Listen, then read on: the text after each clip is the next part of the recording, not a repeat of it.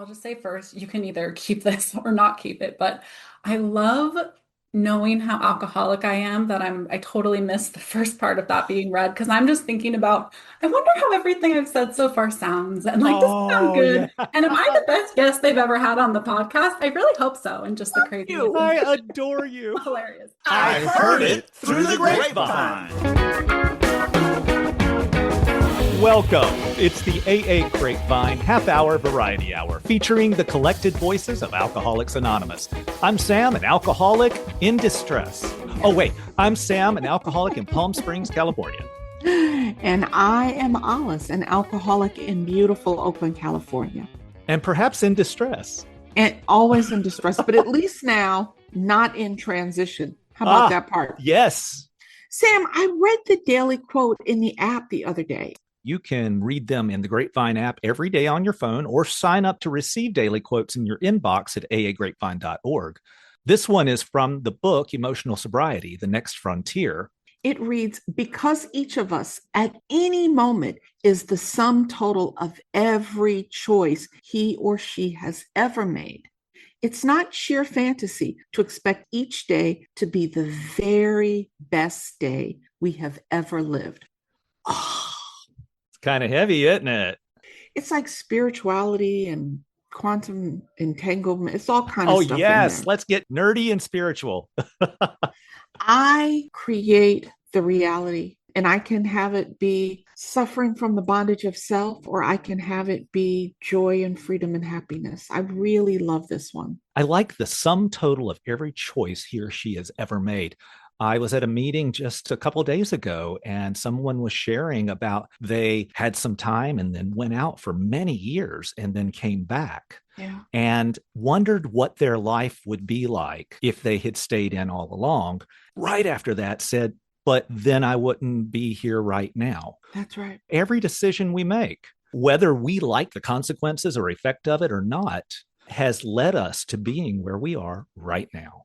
I have a person I work with, and I say, everything is perfect. She's like, nah, things are not perfect. I don't mean that life is problem-free. Yeah. I mean that whether I like the current reality or not, it is absolutely what needs to be happening in order for me to have the perfect life that I'm heading towards, that I'm actually in. Yeah, I've tried to eliminate bad and good from my vocabulary describing these types of things because, I don't know what's good for me and I don't know what's bad. There's a lot of things out there that I hate that are really good for me.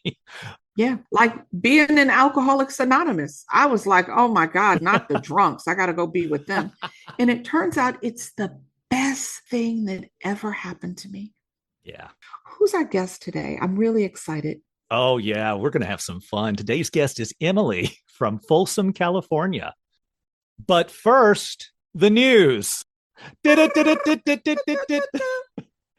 Grapevine and Lavinia apps on both iOS and Android are now available in most parts of the world, including Mexico, Central America, South America, Asia, Australia, Africa, and the European Union.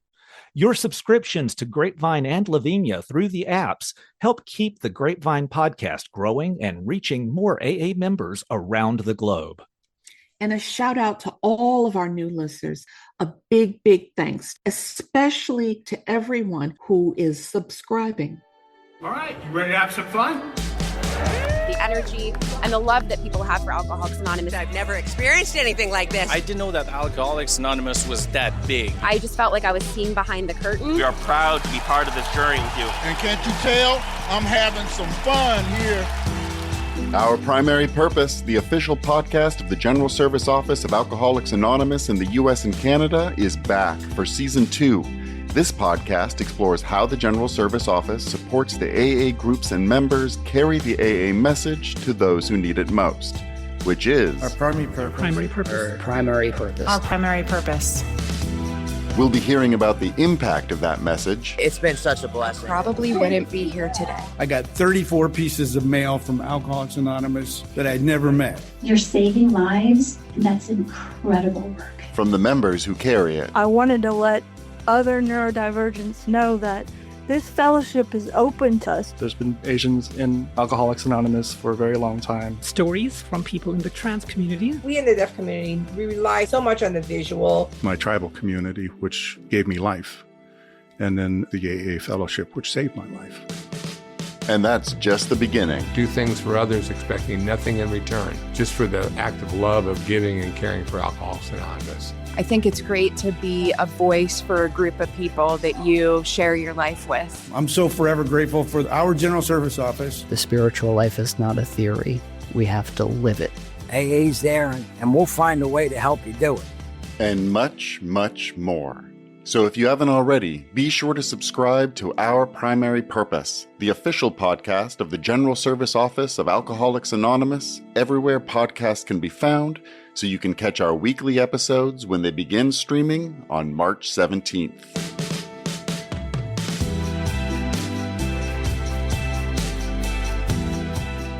Hi, I'm excited to be here. My name is Emily. I'm an alcoholic. Sobriety date is August 9th, 2015.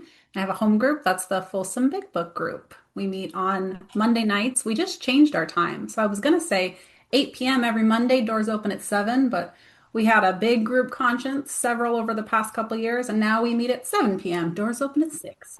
The sure sign of a membership that is aging. Mm-hmm.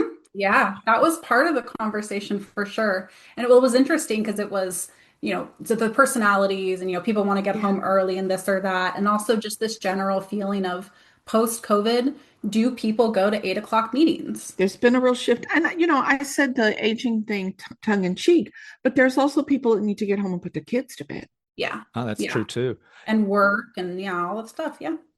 But I want to know how you got here.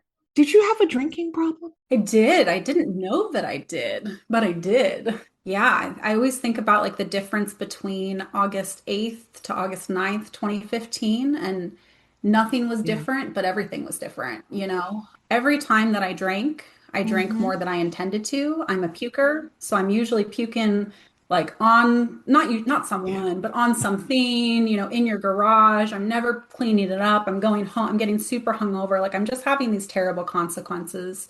But like, it just didn't occur to me that anything was the problem with that for a couple of reasons. I was young, I got sober when I was 23, had my first drink at 18. So it was like, this is what everyone's doing, and it was like, I just remember being in high school or college and people are like, oh my God, let's never do that again. And like, that's just what people say. And I'm like, yes, let's never do that again. Well, we are so self-selecting about the people who we hang out with. So I hung out with a bunch of drunks. It was totally normal. Yeah, for sure. It was that. And then I think before that, I hung out with a lot of good people. Like I had good friends who then like didn't want to hang out with me anymore.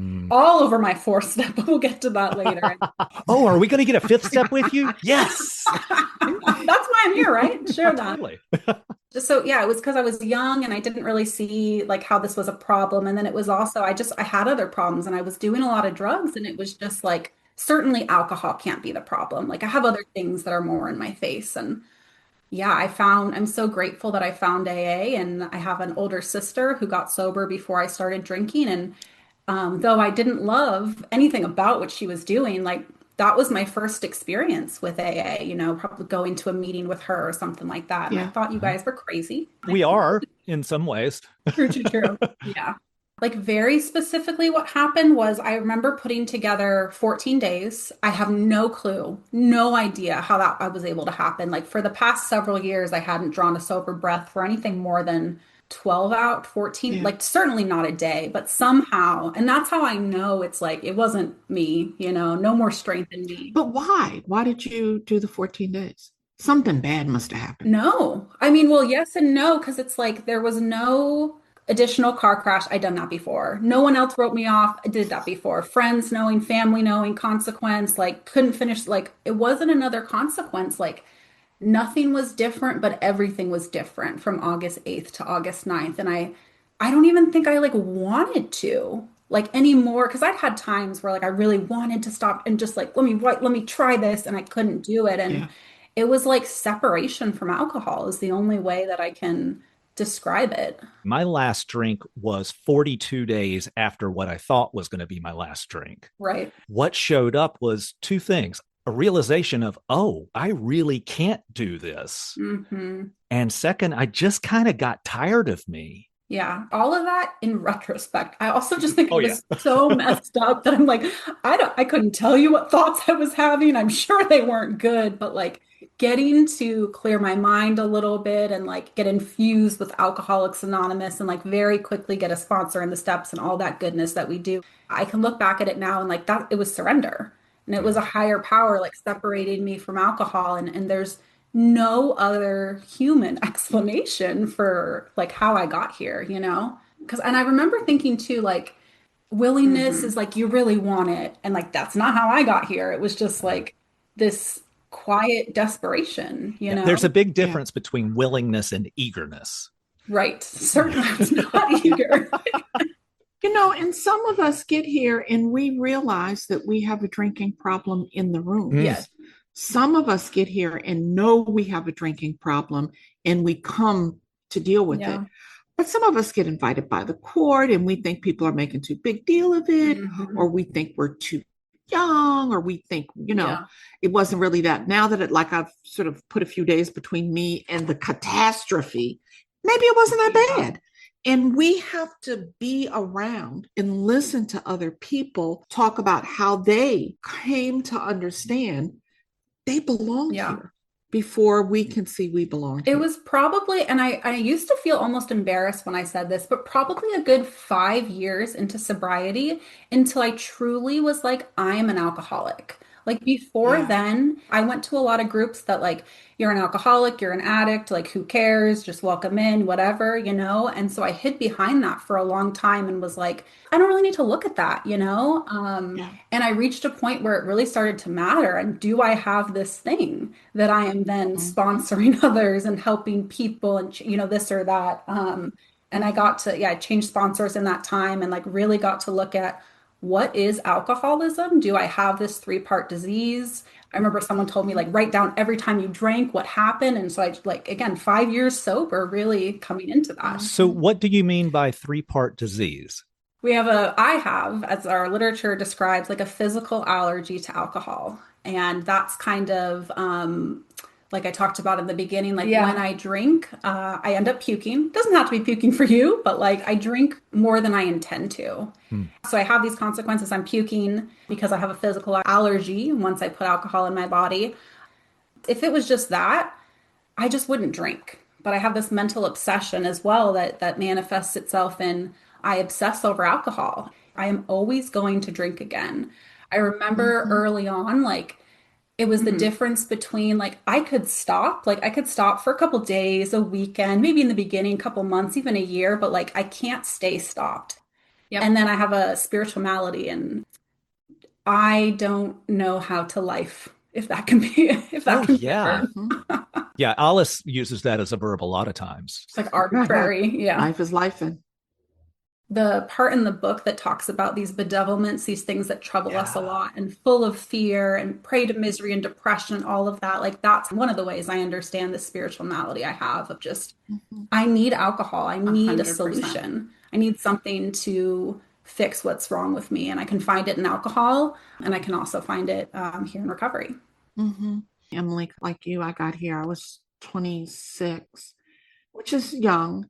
Except I started drinking at 4. I was drinking scotch at 8. So I drank for a long time. But I got here and I still wasn't sure, you know, like, this is going to be crazy. But to me, I still had all my teeth. Why did that? I don't know where that came. In my mind, I was like, well, I'm not an alcoholic. I still have my teeth. What? Something crazy, right? But I went to Living Sober, a big conference in San Francisco. And the speaker said, if you are an alcoholic, you shouldn't drink. And if you're not an alcoholic, then not drinking should be easy. Yeah, absolutely. And it forced me to look at how much I was struggling to stay stopped. My sister said something really similar to me when I was about 90 days sober. And I remember I was spending time with my boyfriend and all of his friends at the time. And they were all drinking and I was furious. Like, why can't I? I've been sober for 90 days. Like, I can control it now. Like, what do you mean I can't drink? And I'm like, probably texting my sponsor, but like, probably not. And like, texting my sister. And I'm just like so mad. And she said the same thing to me. And that was like the first, like, chink in the armor of like, I told you it took me 5 years, but like, first chink in the armor to be like, maybe I do have this thing. Cause if it's, she said, like, if it's not a problem, it's not a problem. And it was like, what? What do you mean? Yeah. So, Emily, was there anything that AA asked of you that was just kind of like, I don't think so? You were resistant to? Everything. Going back to the topic of desperation, like I would sit here now and tell you like I didn't want to do anything, but like I didn't know there was any other option, which is stupid. Like it's silly. It's like, of course there's another option. What a gift though. Yeah.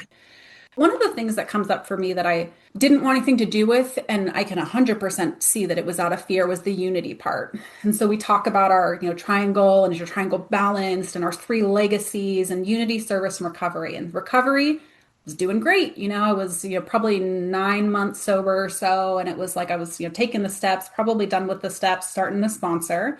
And then service, my sponsor got me into service really early. I was a greeter and I'd be like, oh my God, you guys, I can't be a greeter. I don't know everybody. Oh my God, I can't make the coffee. I don't drink coffee. The excuses. All types of excuses. But like unity really scared me. And my first home group, it was a Monday night newcomers and young people's group. We met outside. We lit a fire, which was great in the summer and like not so fun in the winter. But anyway, what I would do was like come to the meeting. I would sit in the back. I would cross my arms and then I would be like, why is no one talking to me? Oh, that invisible shield. I'm unapproachable. Yeah. And my sponsor would say like, go do this event, or, young people is really popular in our area in Sacramento. And she wasn't doing young people's, but would encourage me to do that. And I was just terrified, like for the longest time until I had, again, another spiritual experience, no more power in me, but I just didn't want to do that. I totally understand. One of the things, and Emily, if we go to a meeting together, you'll see me do it. And it goes back to our daily quote earlier. When I go to meetings, I come to your home group. I walk around and shake everybody's hand. I say hello to everybody. And I'm doing it to the other person, but I'm doing it for me because I am responsible. The choices I make today determine the life that I have. And I want to feel a sense of belonging. Yeah. So this, when you said it, I had to laugh. I'm sitting in the back with my arms crossed, like, why isn't anybody speaking to me? Well, why am I not speaking to people? 100%. Yeah. And I still have that today. I think about that. I go to 3 regular meetings today, and I love that they're regular meetings. So I go there regularly. So I know the regulars and I know who's new and I can greet them and this or that. But like, I still get really caught up in that fear. And I'm like, trying to work the room and this or that, but I'm scared. I don't even know what I'm scared of, and I'm scared. But I can take that contrary action most days. Most days. Yeah. I feel you. That's a thing for me. To me, it's like going to a party before and after the meeting. I'm not good at parties unless I'm like in the kitchen doing something. Yeah. A DCM in my district said to me, the service at a group level in particular isn't so much about setting up or breaking down the meeting. It's giving you the opportunity to talk with someone else who is doing that too.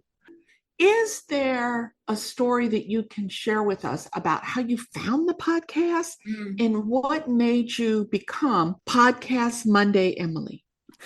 Every time you say that, I feel almost embarrassed.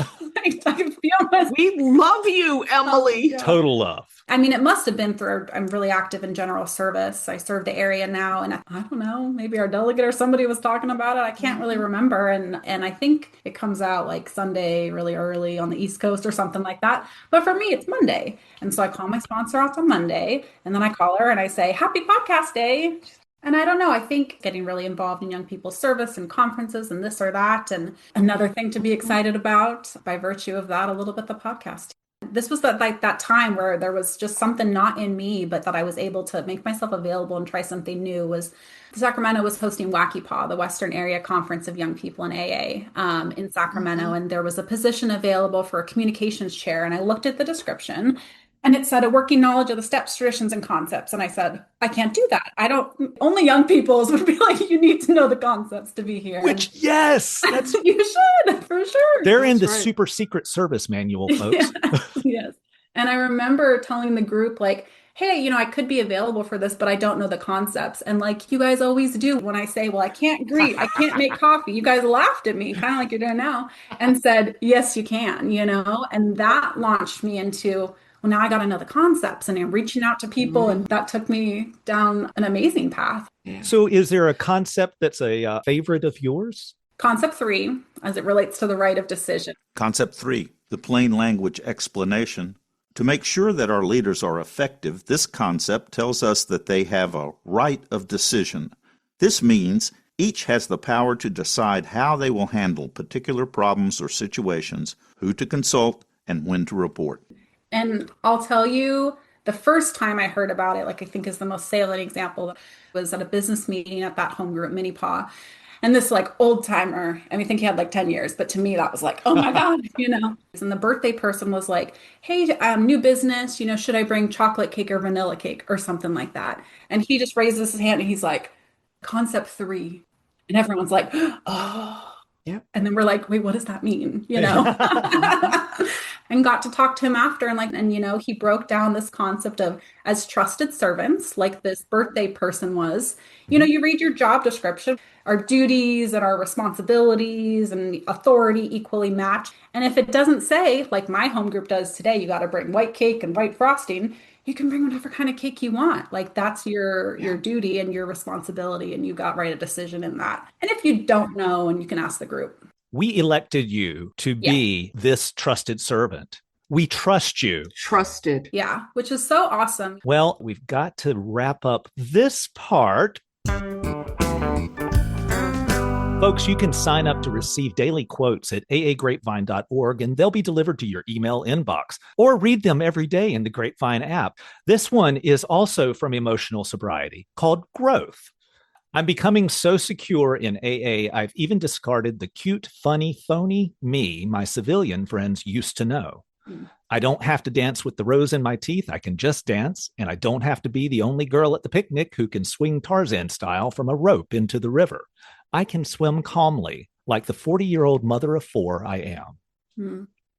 It's making me think of a recent conversation I had with my sponsor of like, and this has been a theme my whole sobriety of I get sober and my first sponsor is like, what do you like to do for fun? And I'm like a deer in the headlights. Like, I do not know who I am. And then I'm like trying things and like this or trying something on. And then, okay, I'm all in an AA and like, that's my personality. And like little by little, like, no, I'm a person who bakes bread and I like to work out, whatever, like all these other things. And like, what are the ways in which I'm still clinging to, I don't even know the way that I put it, but like things that aren't me and like things that don't fit anymore. And like, what does a 34-year-old, like engaged, employed woman that's like in recovery, like look like? And there are days when I can better grasp that than others, usually when I'm closer to God and prayer and I'm just like showing up truly. And there are days when like I feel like a child, like pretending to be something or trying on like whatever all the reading said. So interesting. It sounds like freedom from bondage of self. Yeah. Bondage of self is I'm so busy worried about what I think you think of me, who I think I need to be, how I think I need to act, what I think I need to say for you to like me, that I'm blowing the opportunity to just enjoy life. I can't be present. It took me forever to figure out the fourth dimensions now, right? I'm rocketed into now, being present now. And I love this quote because I have to get secure in AA in order to stop pretending I'm somebody that I think you may like. It's like the concept of emotional self-support and like all of the ways where I've had to become self-supporting and I can stand on my own 2 feet. Just like, again, just being okay in my skin at a meeting or out in the world or with family, like that's self-supporting. Yeah. Most of us go through life trying to look good. And if we can't look good, we're trying not to look bad. So that's how I acted around people was trying to give them what I thought they wanted so that they would like me. Yeah. What has happened, I don't do that so much nowadays. I also took the people in my world out of the silos, using a corporate term. I had, this group of people over here and this group over here, and they were never to mix. Mm-hmm. And it's okay if they mix now. And it's okay if clients know that I'm in recovery. It's not something I lead with, but it's also not something I hide. And I'll take it back to kind of what I was talking at the beginning. Like, if you're only doing 2 or 1 of our 3 legacies, the unity, service, and recovery, like that for me, that was what was missing. Like, I thought, again, I'm doing recovery and I'm doing service. Like, why don't I feel the way that we're talking about right now? And I know I feel now, and that unity, what was missing for me. And, if you're listening, maybe it's one of the other ones, but like, unity was the big one to know. Like, it helped cut through my self-centeredness, the self-centered fear and everything in a way that I couldn't imagine. Thank you. Well, that is a wonderful place for us to wrap it up. Emily, thank you so much for joining us today and for being Podcast Monday, Emily. You're going to be tagged with that forever now.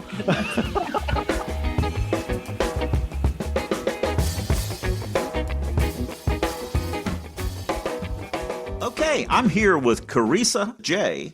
in Santa Clarita, California. Hi, Carissa. Hello. I recognize that voice. The reason I wanted to talk to you is because I hear your voice all the time. You're the one who provided us way back on 10th of July, 2023, Season 5, Episode 2 you were on, and you were bleepity bleeping yourself as you talked. My attempt to keep it clean. Bleepity bleep offends no one. There you go. And I have used it ever since. I thought I'd just touch base with you. It's been 2.5 years. At the time, I believe you had 5 years of sobriety. Yep. And you still have the same sobriety date? Yes, November 5th, 2018. Well, how have things changed in 2.5 years? Oh my gosh, I can't even capture the changes that have happened. So I have 7 years of sobriety now. While the storms of life have come in and they have left, the fundamentals of my sobriety, I never let go of, which was meeting attendance, right? Being involved in a fellowship, being known, seen, and heard by a home group. You still go to meetings regularly? Yeah, I have a solid schedule. So I have my home group on Monday nights, a women's beanbag toss at 6:15. We toss around our cute little beanbag. It's a beanie baby, actually. So you can't talk unless you have the beanie. Correct. So it's an open meeting, actually. It's not a closed meeting. So all are welcome. And we often do get people who are fresh out of treatment. Sometimes we get wet ones in that meeting. That's kind of why I like it, because you get the raw deal, right? You get to see broken, and I get to reflect on, how I was. And then I'm very involved in service. That's one thing I never stopped. I was a special events co-chair and then special events chair for our local convention. I always have a commitment at a meeting. I decided to become curious about general service work my 5th year of sobriety, and I've actually been a GSR for my home group for the last almost 2 years. My term will end in June. Nice. So that has been fundamental just in my understanding of what Alcoholics Anonymous does to stay strong and accessible for the person waiting to walk through the door, right? It's not just coffee and chit chat before and after the meeting. There is, operations that need to happen so we can continue to carry this message. And it's beautiful to see other people who are passionate about Alcoholics Anonymous come together despite their differences. So what is the GSR? How does that keep you sober? Being a general service representative for my group entails reporting back to my home group on a monthly basis the activities that are happening in our district and area. So, for example, I go to monthly district meetings, I go to quarterly area meetings. It gives the group visibility about changes that are coming into Alcoholics Anonymous. Let's say it's at the General Service Conference, for example. That could be finances, it could be workshops. You really get to see how Alcoholics Anonymous functions as a society on a deeper level. Yes. What else are you doing besides that home group?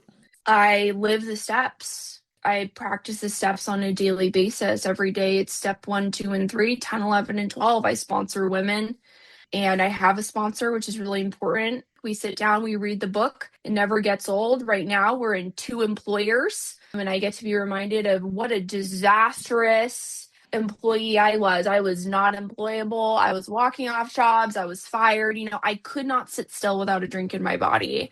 Do you meet with sponsees? Yeah, I have a sponsee. She lives in the Valley. I also have a sponsee who's in prison.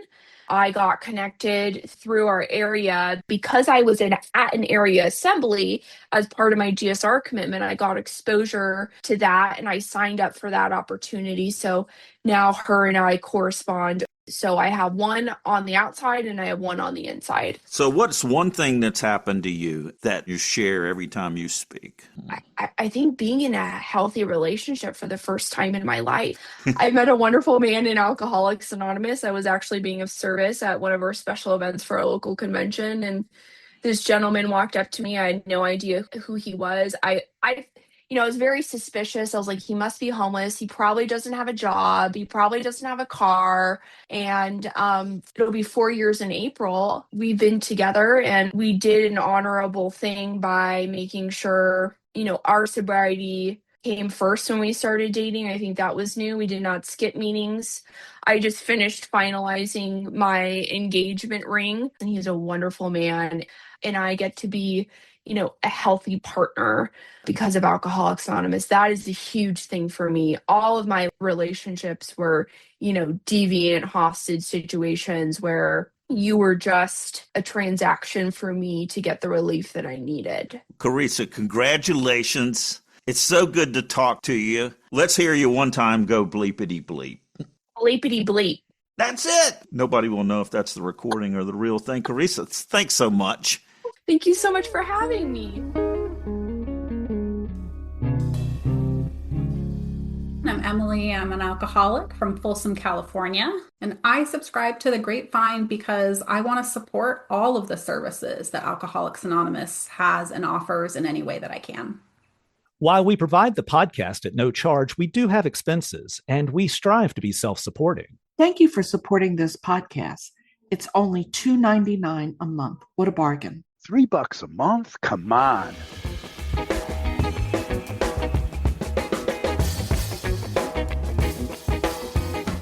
I'm at the very wit's end. Cuckoo. You're about to enter another dimension. A dimension not only of sight and sound, but of questionable choices and strong pours. A journey into a land where the jukebox never stops, the bar tab disappears mysteriously, and last call is merely a suggestion. You've just crossed over into whiskey business.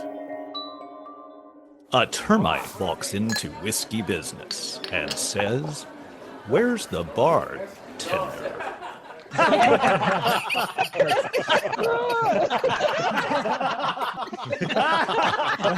It's really not that funny.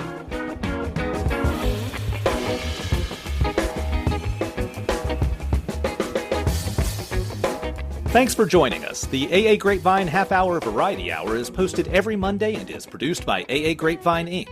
We don't speak for AA as a whole. We share the experience, strength, and hope of members to help others recover from alcoholism. All things Grapevine are available at aagrapevine.org, including our app and how to get in touch with us. Find us on Instagram and YouTube. If you want to know more about AA, visit aa.org or search online for Alcoholics Anonymous and your city.